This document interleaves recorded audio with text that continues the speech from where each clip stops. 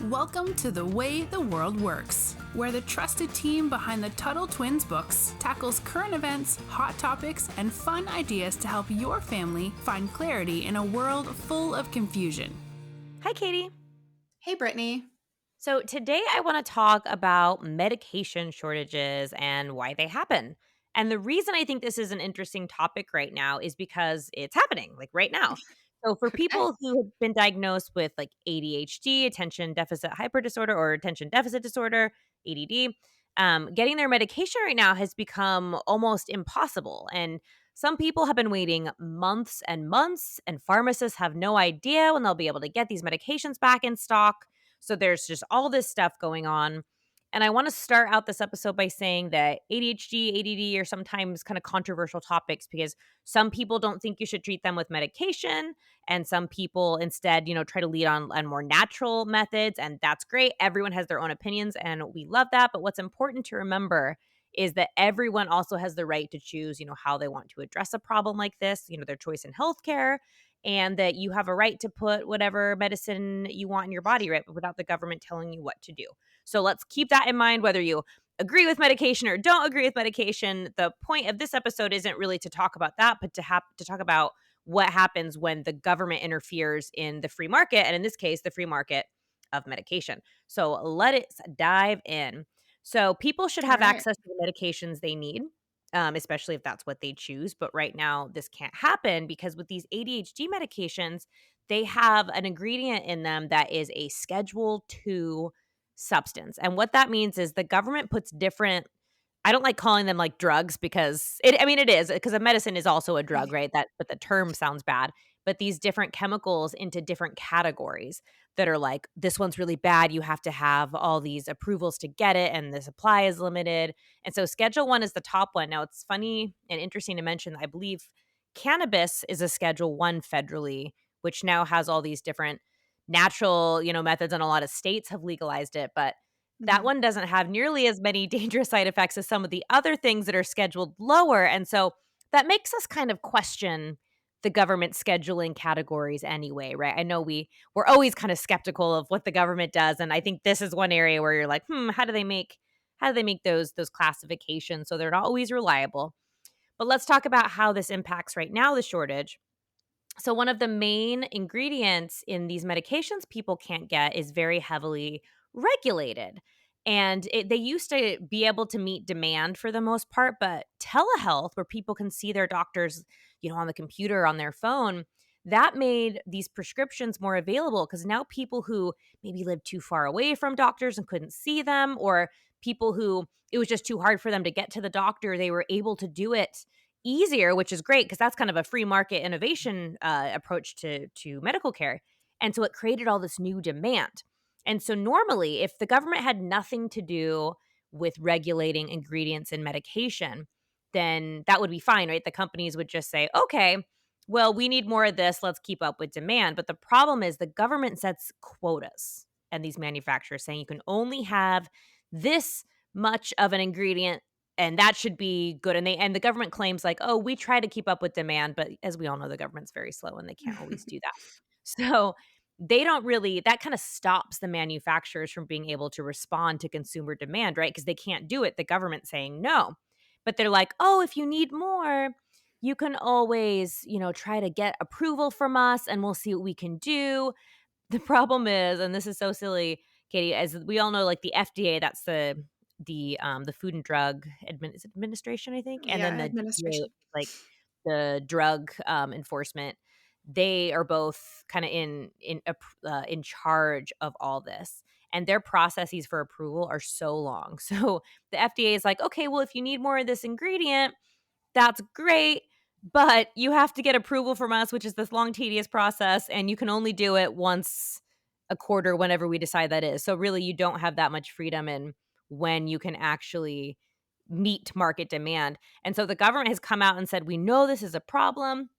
We know people are waiting for months and months, but we don't know when it's going to be solved, and they're not going to do anything to help these companies raise their quotas." So the whole point of this, again, like I said in the beginning, is not necessarily like whether or not you believe people should be on this medication or whether or not you agree with it. The point of this is is when governments get in the way of consumers and, the private businesses who serve their consumers, they can't actually meet market demand at all. They're stopping that from happening. And as we all know, one of the biggest problems in healthcare is that the government has too big of a role. And so too like basically doctors and pharmacists and all these things, they're not really able to do what people need them to do because they're always getting in the way, and that stops people from being healthy and from having access to things that they need to have. And Katie, I know you and I were talking before that this isn't something that just happens with these medications that you get at a pharmacy either. This happens in other aspects of healthcare as well. Yeah, that's true. And I want to get to that and in just a second because I just as you were talking, I remembered something that I actually just saw yesterday. It was this mom who had basically gone like viral on TikTok. I think her channel is actually like, cooking or something. She's got a following, but she focuses on like baking or cooking or something. And she did this kind of one-off TikTok where she was like, you guys, my son is allergic to red dye number 40. And so she always takes his ADHD medication out of the capsules that it comes in and puts it into clear capsules. And what Oh, because she the was, capsules themselves have the red dye in them? yeah, because the capsules have the red dye in them. And so she's always done this, and she made this video where she was horrified to see that her son's dosing was massively inconsistent in these capsules. And Interesting. so when she put it obviously in these clear capsules, she was able to see, and I think it was Adderall, I think that she was talking about. And she said that, and she was showing these, this video of these different clear capsules, and some of them only had like less than half full, and some of them were all the way full. And she was like, look, I transferred these directly from one capsule from the pharmacist into these clear capsules. And she's like, this is crazy. Are they doing this on our pharmacies doing this on purpose because they are having a hard time getting it? And so they're like Interesting. cutting doses for some people. Which is So like what drug dealers do. yes, that's what I was thinking. I'm like, "Oh my gosh, that's horrible." And she said, "Oh, it makes so much sense now because my son's teachers will talk to us and be like, "Hey, he was like really having a hard time today. Are you sure he took his medicine?" And she's like, "Yeah, I gave it to him." And now she's realizing that on some days he gets less than half a dose of what he's supposed to get, and some days he gets the full dose. Wow, so it was And that drastic of a it was difference. that drastic. Yeah, so I think there's other things that happen where we see, and I think we've talked about this probably before, where over-regulation of something creates maybe, a less safe product or, a black market product, or, you see this where things are become really hard to access legally. You see all these other kind of shady things start happening. So I'm glad we talked about this, and I'm glad I saw that yesterday because I think that maybe, I mean, it could have just been an accident, but the comments were full of parents saying, "Oh my gosh, I just checked mine and it's the same for my And son." now Like, I'm curious. Yeah, I now I know, wanna know. I know. So, I mean, maybe parents, can tell us if they pop open those capsules and see what's inside. Well, Kind and of that's crazy. interesting too, because I was writing an article about this for I write for an organization called America's Future, and I write like an article a month for them. I was writing about this topic, and I had called a bunch of pharmacies, and it was funny how many of them like almost kind of laughed at me when I asked if they had it in stock. Mm. Because, like, they're like, we've been waiting for months, we don't know when we're getting," like, they have no idea, and so that would make me think there almost is an incentive for them because one, Yeah. obviously, they want I think part of them wants people to stop bugging them, right? So They're like, "Yeah, that's sure, really here, interesting. whatever." Yeah. Exactly, so that's really interesting. Yeah. So, but to go back to, the kind of different ways that people choose to take care of their health and the health of their families. I mean, yeah, a lot of families choose to manage attention, deficit or whatever it is, through holistic ways. I know that we were talking, like you said beforehand, and I come from we are a second generation, at least, kind of third, really, holistic medicine family. And so I was raised going to naturopaths, going to chiropractors, using homeopathic and holistic ways to treat most illnesses and ailments. And of course, I grew up, I got married, I have 7 kids, and I just used what was familiar to me. I never thought of it as like, oh, I'm taking this alternative approach. Like this was my normal.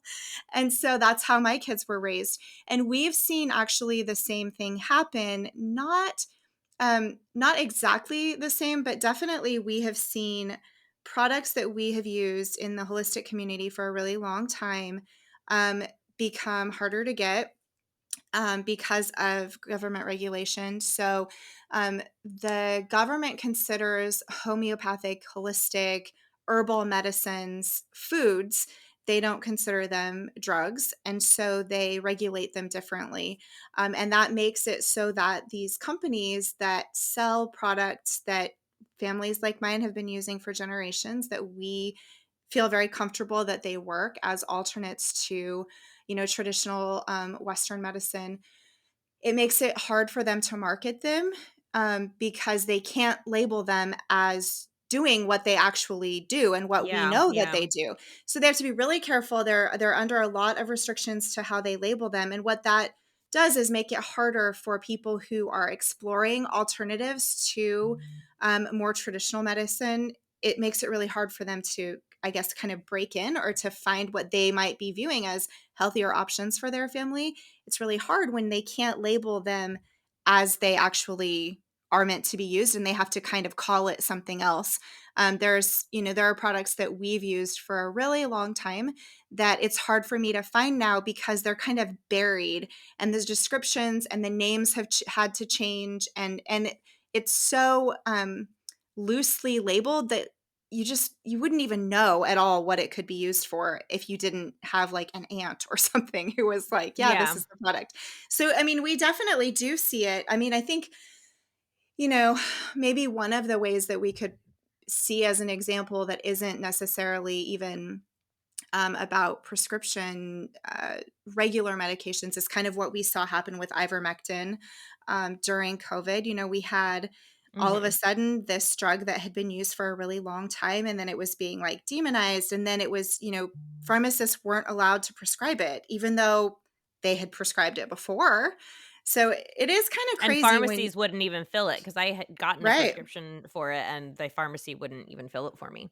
Yeah, that happened to my father-in-law. He got a prescription of it for my mother-in-law who was really, really sick and couldn't find a pharmacy that would fill it for them. I mean, that's pretty crazy that we have, this type of regulation over basically people just being able to say, "Hey, I've done my research. I feel like this is a safe thing for me to take. This is what I want to use for my family." And there's some kind of, dark over presence that says, well, no, you can't, or you can't have it now, or we're going to decide who gets it and how they get it. Like that's not really something that happens in a free society. No, and you actually just reminded me one of the supplements I take to prevent or fight off colds and flus is something called NAC.